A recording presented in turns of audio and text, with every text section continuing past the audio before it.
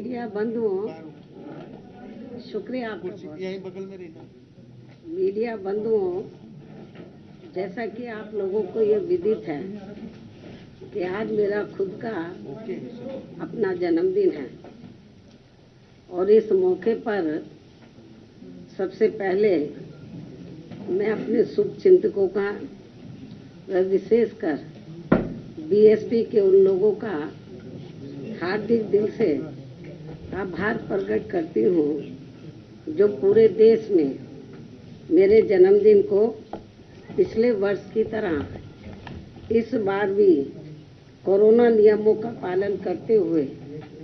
तथा अपने महान संतों, गुरुओं व महापुरुषों में भी खासकर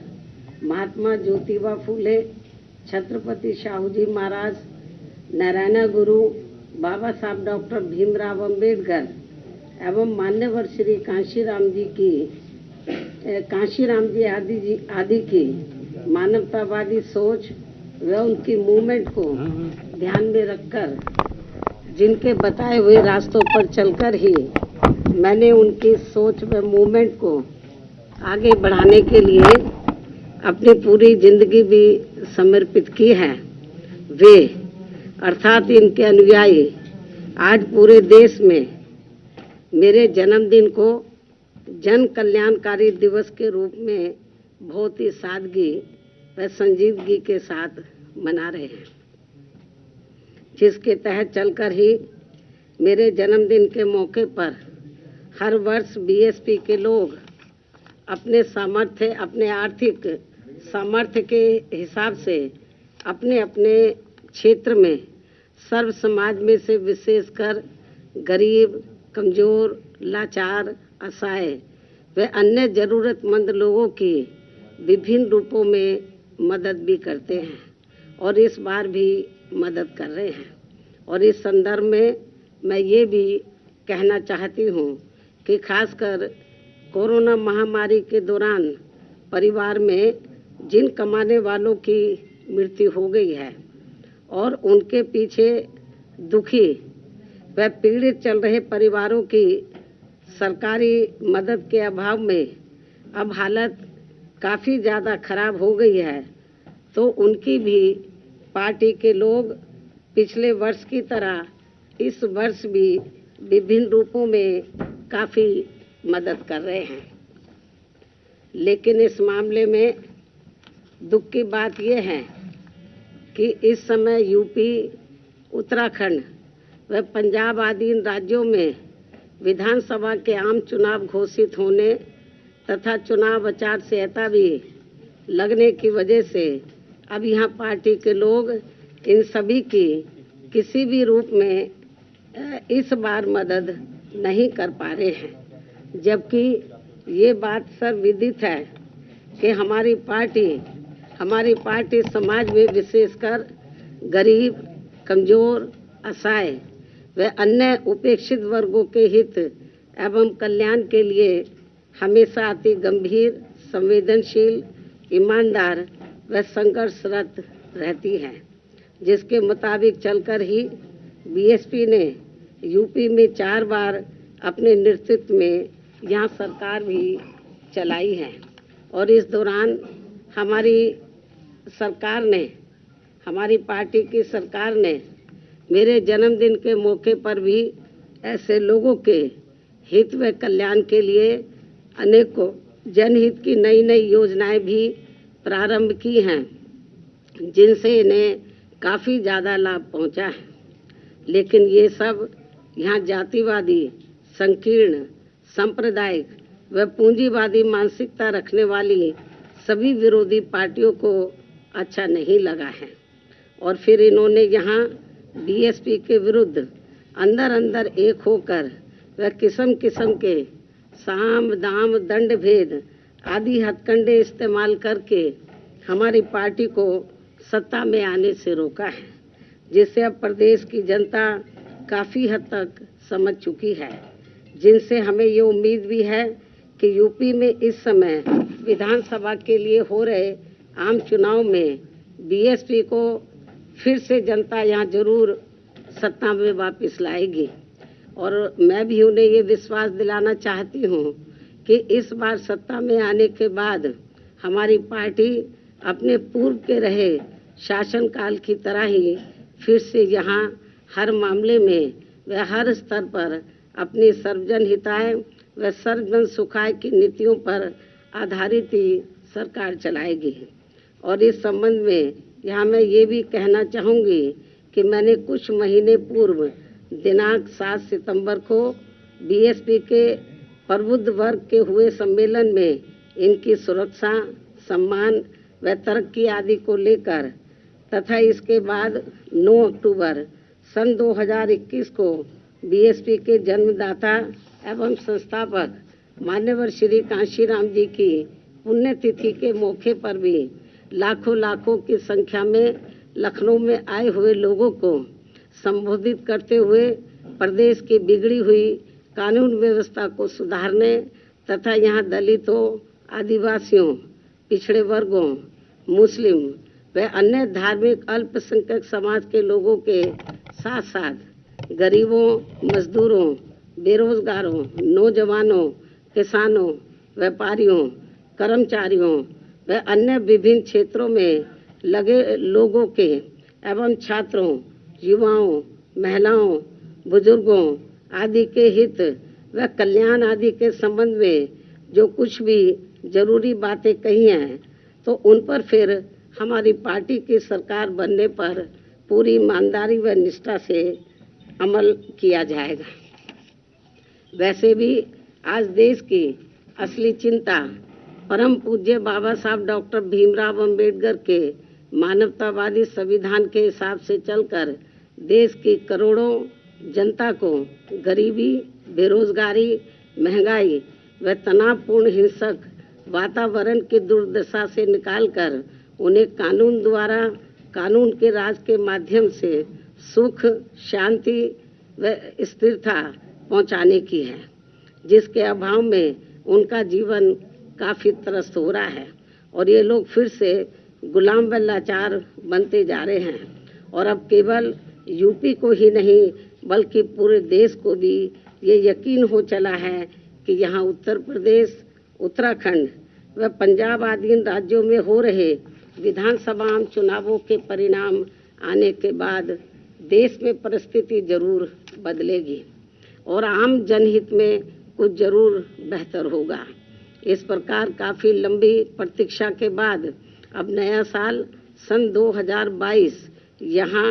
उम्मीदों की ऐसी नई किरण लेकर आ रहा है जिससे आम जनहित का भला होने की काफी प्रबल उम्मीद भी है। इस विश्वास के साथ ही अब मैं हर वर्ष की तरह इस वर्ष भी अपने जन्मदिन के शुभ अवसर पर मेरे खुद के द्वारा लिखित पुस्तक मेरे संघर्षमय जीवन एवं बीएसपी मूवमेंट का सफरनामा का हिंदी व अंग्रेजी संस्करण का भी जो मुख्य तौर पर एक वर्ष के दौरान का पार्टी व मूवमेंट के कार्यकलापों व संघर्षों आदि का साफ सुथरा लेखा जोखा होता है, उसे आज जारी किया जाता है। इसलिए ये पुस्तक खासकर वर्तमान में युवा पीढ़ी व आगे आने वाली पीढ़ी के लिए भी काफी प्रेरणादायक साबित होगी,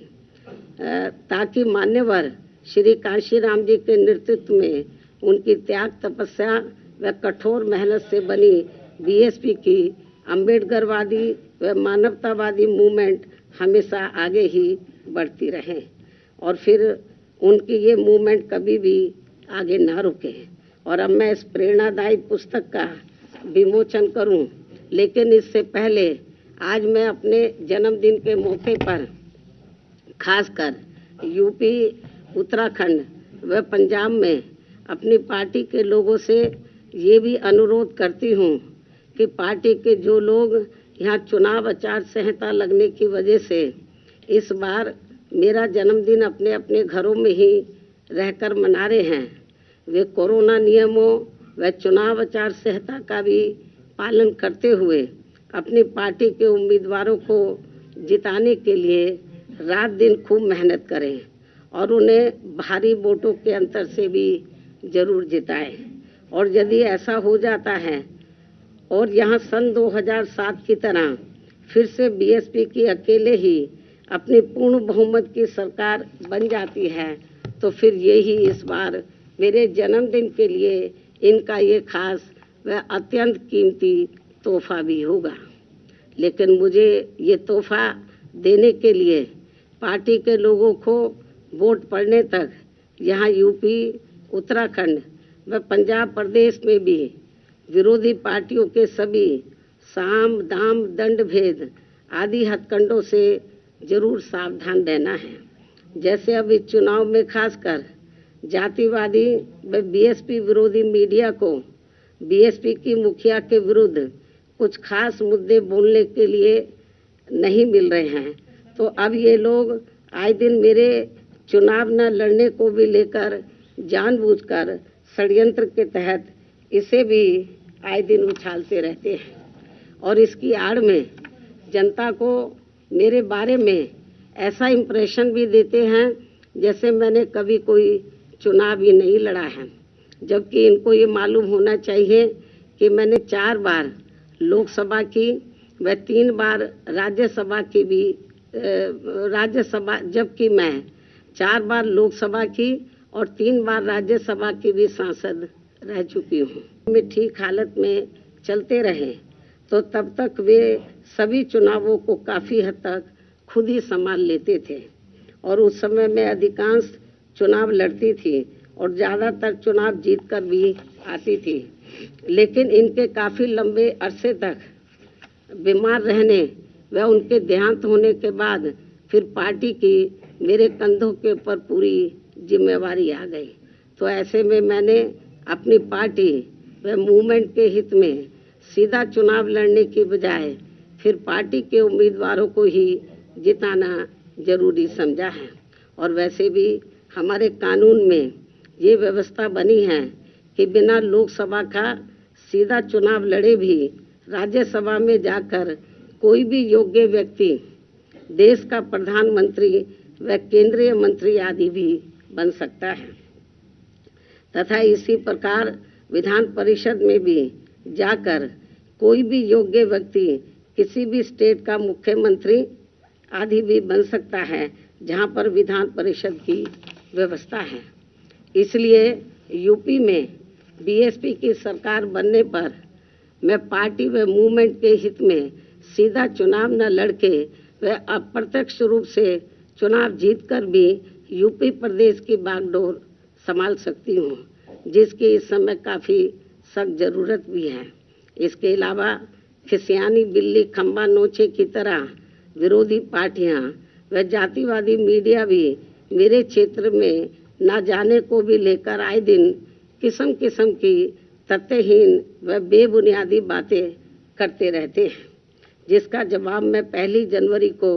मीडिया को भी दे चुकी हूँ। उसे मैं फिर से दोहराना नहीं चाहती हूँ। वैसे भी मुझे पूरा भरोसा है कि इस बार चुनाव में बीएसपी सन 2007 की तरह फिर से यूपी की सत्ता में जरूर वापस लौटेगी और तब फिर पूर्व की तरह इस बार भी यहाँ सर्वे एजेंसियों का ओपिनियन पोल व सर्वे आदि धरा का धरा रह जाएगा। इतना ही नहीं बल्कि अब यहाँ आकाश आनंद को भी चुनाव लड़ने या ना लड़ने की भी बातें करते रहते हैं, जबकि अभी वह राजनीति में धीरे धीरे अपने आप को काफ़ी तैयार व परिपक्व भी कर रहा है और इसके साथ ही मेरे चुनावी राज्यों में ज़्यादा व्यस्त होने की वजह से अब वह मेरे दिशा निर्देशन में उन राज्यों में जहां चुनाव नहीं हो रहे हैं वहां पार्टी के जनाधार को भी बढ़ाने में पूरे जी जान से लगा है और फिर उचित समय पर ही इनको व पार्टी के अन्य नौजवानों को भी सीधा व अप्रत्यक्ष रूप में चुनाव लड़ने का भी मौका जरूर दिया जाएगा, जो ये सभी मेरे बीएसपी परिवार के ही लोग हैं। लेकिन इसे भी मेरे से सीधा जोड़ लिया जाता है, जबकि मीडिया व पूरे जगत को ये मालूम है कि मेरा अपना खुद का कोई निजी परिवार नहीं है, बल्कि मेरा पूरे देश में केवल गरीब, दलित, शोषित, पिछड़ा व उपेक्षित समाज ही मेरा ये बहुत बड़ा परिवार, बहुत बड़ा व विशाल परिवार है और इस परिवार में आकाश आनंद की तरह पूरे देश में करोड़ों भाइयों के लड़के व लड़कियां भी मेरे भतीजे व भतीजियां हैं, जिनके माँ बाप शुरू से ही मुझे पूरे आदर सम्मान से आदरणीय बहन जी ही कहकर पुकारते हैं और अब उनके बच्चे भी बड़े होकर मुझे ज़्यादातर बहन जी ही कहकर पुकारते हैं, जिनको भी राजनीति में आगे बढ़ने का पूरा मौका जरूर दिया जा रहा है, लेकिन इसे भी मीडिया में अधिकांश व्यंग तरीके से ही दर्शाया जाता है। ये सब इनकी जातिवादी मानसिकता नहीं है तो और क्या है, जबकि ऐसा करके ये लोग हमारे नौजवानों में और ज़्यादा जोश पैदा कर रहे हैं। इसलिए ये सब करने से इनको कुछ भी राजनीतिक लाभ मिलने वाला नहीं है। इतना ही नहीं, यदि जातिवादी मीडिया व विरोधी लोग भी आकाश आनंद के पीछे जबरदस्ती ऐसे ही पड़े रहे तो फिर मैं मान्यवर श्री कांशीराम जी की तरह इसको भी पार्टी में और भी ज़्यादा बढ़ावा देती रहूँगी। और अच्छी बात यह है कि पिछले कुछ समय से यहाँ यूपी में पार्टी के राष्ट्रीय महासचिव व राज्यसभा सांसद श्री एस.सी. मिश्रा जी के बेटे श्री कपिल मिश्रा भी अपने नौजवान साथियों को अपनी पार्टी में पूरी मेहनत के साथ जोड़ने में लगे हैं। मुझे पूरा भरोसा है कि इस चुनाव में हमारे नौजवानों का भी काफ़ी वोट बीएसपी को ही मिलने वाला है तथा यहाँ फिर से बीएसपी ही सत्ता में जरूर आएगी। इस उम्मीद के साथ ही अब मैं अपनी पुस्तक का विमोचन कर रही हूँ। आपको ये भी बताना चाहती हूँ, वैसे आप लोगों को ये मालूम ही है कि उत्तर प्रदेश में यूपी विधानसभा के आम चुनाव 7 चरणों में हो रहे हैं और पहले चरण में 58 विधानसभा की सीटों पर विधानसभा का आम चुनाव हो रहा है और बीएसपी ने पहले चरण की जो 58 विधानसभा की सीटें हैं तो उनमें से 53 विधानसभा की सीटों पर कैंडिडेट फाइनल कर दिए हैं। 5 सीटें बची है, 1-2 दिन में वो भी फाइनल हो जाएगा। तो आज मैं अपने जन्मदिन के शुभ अवसर पर तो बीएसपी की जो उम्मीदवारों की सूची है तो उसको मैं पहले चरण की सूची आज मैं जारी कर रही हूँ। 58 में से 53 विधानसभा की सीटों पर जो ये सूची ये मैं आज जारी कर रही हूँ और इसकी कापी आप लोगों को मेरे प्रेस के बाद खत्म होने के बाद इसकी एक प्रति आप लोगों को दे दी जाएगी।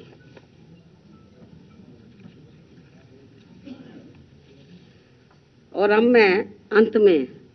सभी मीडिया बंधुओं से मेरे जन्मदिन का केक व जलपान आदि लेने का भी विशेष आग्रह करती हूँ। साथ ही अपनी बात भी यही समाप्त करती हूँ, किंतु इससे पहले यदि आप लोग मुझसे कुछ सवाल पूछना चाहते हैं तो एक एक करके पूछ सकते हैं, लेकिन आप सभी के एक सवाल का मैं खुद ही आपको जवाब दे देती हूँ। देश में चुनाव के नज़दीक जिस प्रकार से स्वार्थी किस्म के लोगों का दल बदल करने का सिलसिला शुरू हो जाता है, तो इसे खास ध्यान में रखकर अब दल बदल कानून को काफ़ी सख्त बनाने की ज़रूरत है, क्योंकि इससे हमारे लोकतंत्र पर भी काफ़ी बुरा प्रभाव पड़ रहा है। इसके अलावा जो दल बदलू नेता व सपा के साथ गठबंधन करके चुनाव लड़ने वाली पार्टियां ये कह रही हैं कि ये पार्टी यानी कि Samajwadi party SC ST OBC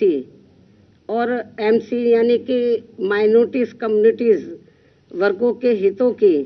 व इनके संतों, गुरुओं व महापुरुषों आदि को भी सम्मान करने वाली पार्टी है, तो इसमें रत्ती भर भी सच्चाई नहीं है। जैसे आपने देखा होगा कि कुछ नेता लोग दल बदलू बहुत चीख चीख के बोल रहे थे कि ये समाजवादी पार्टी के साथ साथ अम्बेडकरवादी पार्टी भी है, ये है वो है। आप लोगों ने देखा होगा, मतलब वो चिल्ला चिल्ला के बोल रहे थे। लेकिन जो ये कह रहे थे कि ये पार्टी समाजवादी पार्टी जो है ये समाजवादी के साथ साथ अम्बेडकरवादी भी है, SC ST OBC और विशेषकर माइनॉरिटीज के हितों की पार्टी है, लेकिन जिसमें रत्ती भर भी सच्चाई नहीं है। क्योंकि जिस समाजवादी पार्टी ने दलितों के सरकारी नौकरियों में पदोन्नति को लेकर लाए गए विधेयक को राज्यसभा में फाड़कर फेंक दिया था और इस विधेयक को पास नहीं होने दिया था, जो अभी तक भी लटका पड़ा है, तो ये भी इनको जानना चाहिए। तो ये कैसे दलित हितैषी पार्टी हो सकती है? साथ ही दलित समाज में जन्मे संतों, गुरुओं व महापुरुषों के नाम पर रखे गए जो कुछ जिलों के या जो कल्याणकारी योजनाएं हैं, जो भी हमने काम किए, तो उनका सपा ने हमेशा विरोध किया है। और इस संदर्भ में मैं आपको ये बताना चाहती हूँ, जब मेरी सरकार थी तो मेरी सरकार ने भदोई के नाम से नया जिला बनाया, आप लोगों को मालूम है। तो इसी पार्टी की सरकार ने, समाजवादी पार्टी की सरकार ने दलित समाज में जन्मे संत गुरु रविदास जी के नाम पर रखे गए नए भदोई जिले का नाम भी बदल दिया। ये पूर्वांचल के लोग अच्छे प्रकार से जानते हैं,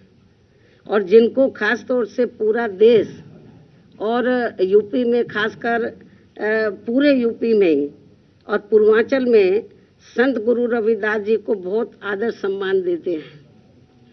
उनकी बहुत कदर करते हैं, उनके बताए हुए रास्ते पर चलते हैं, उनकी वानियों पर अमल करते हैं। लेकिन दुख इस बात का है कि समाजवादी पार्टी की सरकार ने, मेरी सरकार ने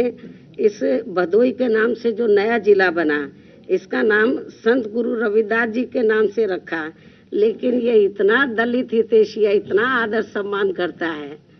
कि सत्ता में आते ही उसने रविदास जी का जो नाम रखा था भदोई का, उसको बदल दिया। आप समझ सकते हैं। इतना ही नहीं, बल्कि इसी पार्टी ने अपने सत्ता में रहते हुए पिछड़े वर्ग में केवल अपने यादव समाज का ही अधिकांश ध्यान रखा है, बाकी पिछड़ी जातियों का नहीं। जबकि बीएसपी ने दलितों के साथ साथ यादव सहित सभी पिछड़ी जातियों का भी बराबर ध्यान रखा है, उनके विकास व उत्थान का। इसी प्रकार इस पार्टी ने अपनी हुकूमत के दौरान खूब दंगे भी कराकर हिंदू मुस्लिम भाईचारे को तोड़ा है। साथ ही चुनाव में भी खासकर मुसलमानों का तो इस पार्टी ने वोट तो जरूर लिया है, लेकिन टिकट व सरकार में भागीदारी देने के मामले में भी अधिकांश इनकी उपेक्षा ही की है। और इस बार भी सपा की जारी की गई पहली सूची में इनकी काफी उपेक्षा की गई है। मुस्लिम समाज की टिकट डिस्ट्रीब्यूशन के मामले में काफी उपेक्षा की गई है, जबकि बीएसपी ने हर चुनाव में खासकर मुस्लिम बाहुल्य क्षेत्रों में मुस्लिम समाज को उचित भागीदारी दी है और सरकार बनने पर इनके जान माल व मजहब की भी पूरी हिफाजत की है। साथ ही इनके विकास व उत्थान का भी विशेष ध्यान रखा है। इसके अलावा हमारी पार्टी की रही सरकार ने दलितों, आदिवासियों, पिछड़े वर्गों, अकलियतों के साथ साथ अपर कास्ट समाज के भी सभी वर्गों के हित व कल्याण का भी पूरा ध्यान रखा है। तो इसलिए तो दल बदलू लोग और खास तौर से जो छोटे छोटे दल जो सपा के साथ गठबंधन करके चुनाव लड़े हैं, तो जो इस किस्म की बातें कर रहे हैं कि सपा दलित हितैषी पार्टी है, ओबीसी की हितैषी पार्टी है, इनके संतों, गुरुओं और महापुरुषों का पूरा आदर सम्मान करती है, इसमें रत्ती भर भी सच्चाई नहीं है। इस सरकार ने जो धार्मिक अल्पसंख्यक समाज में से जो मुस्लिम समाज के लोग हैं, तो उनके ना हितों का ध्यान रखा और ना टिकट बंटवारे के मामले में और ना ही सरकार में भागीदारी देने के मामले में इनके हितों का ध्यान रखा है। तो ये सब आप लोगों को मालूम है। आप ये सवाल पूछते तो मैंने पहले ही टुकड़ों टुकड़ों में पूछते, मैंने पूरा इसका जवाब आप लोगों को दे दिया। अब आप पूछिए, एक एक करके पूछो।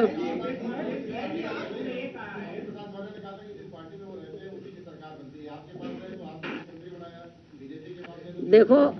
वो मुझे क्या मुख्यमंत्री बनाएगा, बीएसपी में आने के बाद उसकी किस्मत खुली है। पहले वो बहुत पार्टियों में रहा, वो कभी चुनाव नहीं जीता। आप इतिहास उठाकर देख लो उसका राजनीतिक, बहुत सी पार्टियों में रहा, जनता दल में रहा, लोक दल में रहा, किसी भी पार्टी में वो चुनाव नहीं जीता। जब वो बीएसपी में आया तो पहली बार उसकी किस्मत खुली और वो एमएलए बना। तो ये जो हवाई बातें हैं तो वो बेकार हैं। तो इसलिए जो मैं आपको ये बताना चाह रही हूँ कि ये जरूर जिस भी पार्टी में जाता है, अभी जैसे बीजेपी वाले उसको ढोके चलते रहे 5 साल तक नमस्कार, मैं हूं मानक गुप्ता। अगर आपको हमारा ये वीडियो पसंद आया हो तो इसे लाइक और शेयर जरूर करें और हाँ,